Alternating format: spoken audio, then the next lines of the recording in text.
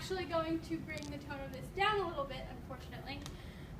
But before I start, I do want to, again, reiterate the trigger warning that if anything I say does trigger you, please feel free to leave. I won't be offended.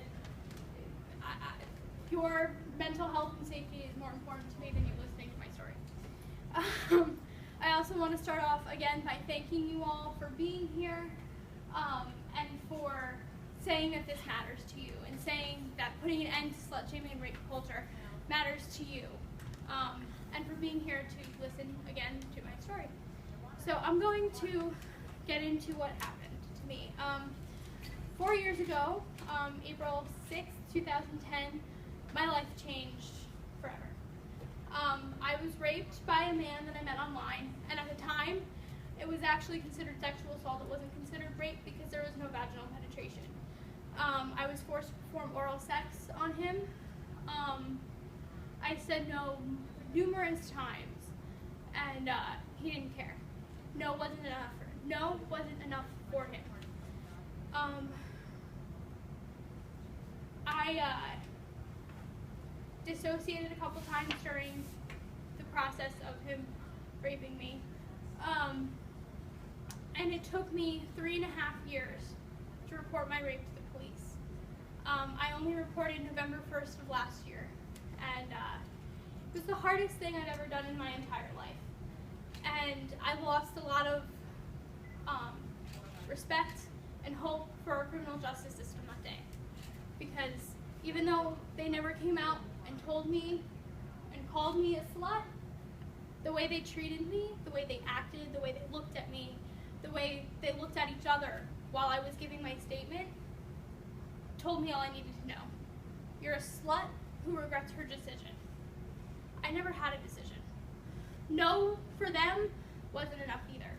There was no weapon, there was no threat of physical violence. Well, it was slightly violent considering I had a bruise on my left breast for a week after this happened. But no wasn't enough for them, just like it wasn't enough for my rapist.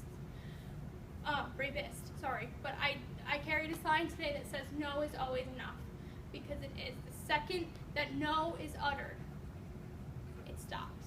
It should stop, and it doesn't always.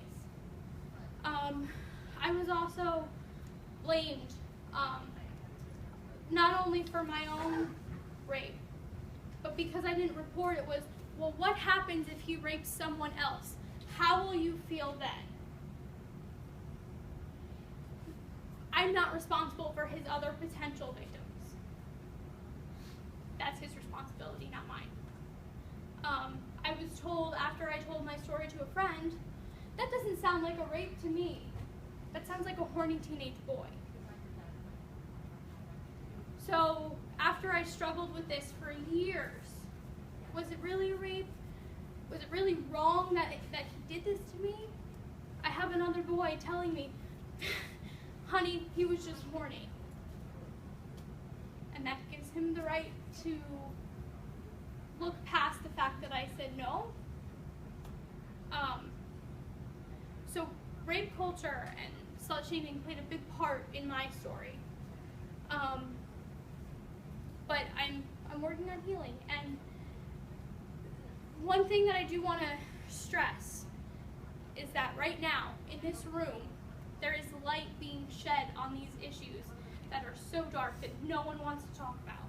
But we're here talking about them. Don't let that light go out there. Be a beacon of light out there where it's dark. Because there's going to be someone like me who might come up to you and say, you know what? I was raped. Don't slut shame them. Don't use those rape myths. Don't perpetuate the rape culture. Don't let this end here. I can say that my path hasn't always been the brightest. I've had dark moments, but the times that people have listened to me and believed me and supported me, they shine like beacons on my path, and they get me through to the next beacon. This is one of those beacons, because healing begins when someone bears witness, and And just by being here and listening to me, you're bearing witness to my story. Bear witness to other people's stories. Be an activist. Be an advocate. When you hear someone calling someone else a slut, say, no, that's not okay. Because here at Stockton, we're better than that. And we need to make sure that everyone knows that. That that's not okay here at Stockton. Because we are better than that here. There's a quote that I wanted to throw in there. It's possible not just to survive trauma, but to reclaim a life of possibility, hope, appetite, and joy. And I truly believe that. I may not believe it all the time. I may have times where I don't feel like getting out of bed in the morning.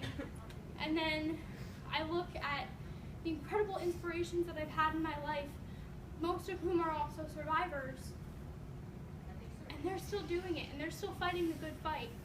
So I get up in the morning, and I put on my no more pin. Now I put on my no shame pin, and I say I'm going to do this today. Just for today.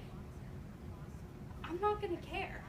Just for today, I'm going to get out there and I'm going to fight because I'm worth it. Because every woman out there who's ever been raped or sexually assaulted is worth it.